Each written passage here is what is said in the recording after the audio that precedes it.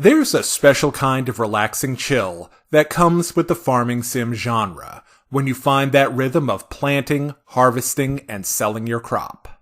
On the other hand, JRPGs have an upbeat, taking on the next challenge, forward-moving energy behind them. That feeling that every low-level monster you kill is moving you one step closer to rescuing the princess, saving the world, and curing your amnesia. Now, these styles can and have been blended successfully, with the Rune Factory games being one of the best examples. Today, I'll be examining Harvestella, a recently released RPG farming game from a storied RPG developer. But before we start, my turn-based RPG, Sorcerous, is available right now on Steam. The game follows a team of apprentice mages on the trail of a sinister conspiracy through more than 60 quests, dozens of puzzles, and deadly battles. Follow the link in the description to watch the trailer and experience the magic.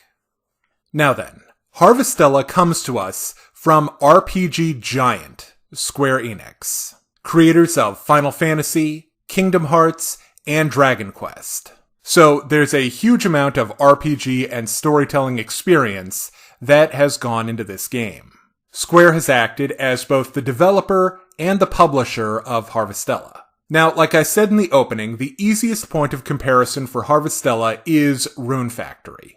Both games feature life simulator aspects, farming, and an overarching story with quests and battles. However, Harvestella is more Final Fantasy than Harvest Moon. Let's start by looking at the story. In the world of Harvestella, the normal cycle of seasons, spring, summer, fall, and winter, is periodically interrupted by quietus, the season of death, and it's your job to survive like some kind of prepper. The game features numerous story-driven quests. In addition, you'll collect companion characters as you adventure across the land and get to know them through lots and lots of dialogue.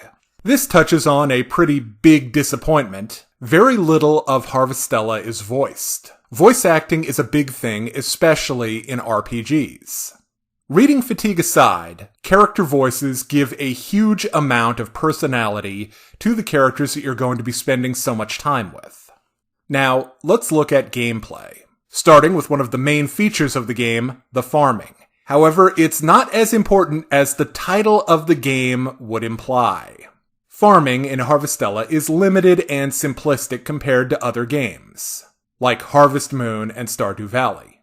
But on the upside, you can craft food and other items to help with combat. I think this is one of the game's better ideas, combining a crafting system with the inherent item generation system of the farming simulator. Especially to give you an edge in combat, it all fits together really well. Another very important feature is time management. With seasons being a theme of the game, managing things like your crops, which grow and are seasonal, is obviously going to be important. But there's more. There are several locations you can visit, and it will take time to travel from one to the other. You're also going to be given a lot of tasks for the main story and side quests, all of which will take time, so you'll need to budget your time wisely. Now, on to combat. Harvestella features a flexible job system, allowing for swapping between a variety of jobs, such as Fighter, which focuses on sword techniques, Shadow Walker, a roguelike job that focuses on criticals, and Mage, a long-range DPS. Battles play out in real time, with indicators for enemy attacks, so you know where not to stand. It's very reminiscent of modern Final Fantasy games. Now, let's talk about the art. Harvestella is very, very anime-looking.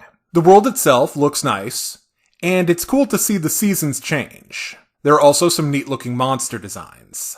The game also features character creation. Unfortunately, this is so bare bones, it just doesn't compare to other games. In Harvestella, you can pick your skin, hair, and eye color, with some pretty big restrictions. You'll also be able to pick from a male or female body type, a male or female voice, and your gender, male, female, or non-binary.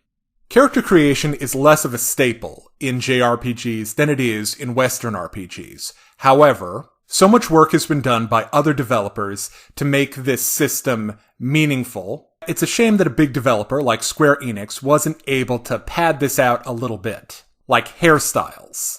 An incredibly basic part of most character creations isn't in Harvestella.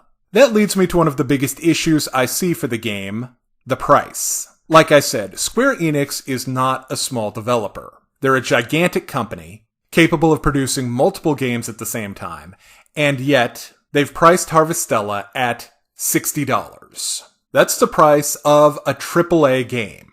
And based on everything that I've seen, Harvestella is not a AAA experience. The best I can say for it is that it's not a short game. It will clock in at 60 plus hours depending on how much of the content you choose to do. Like the lack of voice acting, the bare bones character creation, all make the experience come off like a budget title instead of a polished experience. I would highly recommend, if you're interested in Harvestella, you wait for the price to drop a little bit.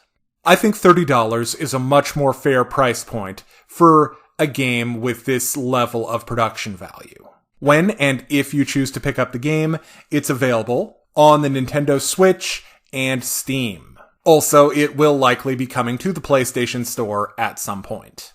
Thank you for watching. If you enjoyed this video, please give it a like and say so in the comments. If you're interested in coverage of anime, comics, role-playing games, and more, follow Sector 913 on YouTube and BitChute. Finally, if you enjoy the content I cover, check out Sorcerous, a dark fantasy mystery RPG available right now on Steam. Follow the link in the description to watch the trailer and experience the magic.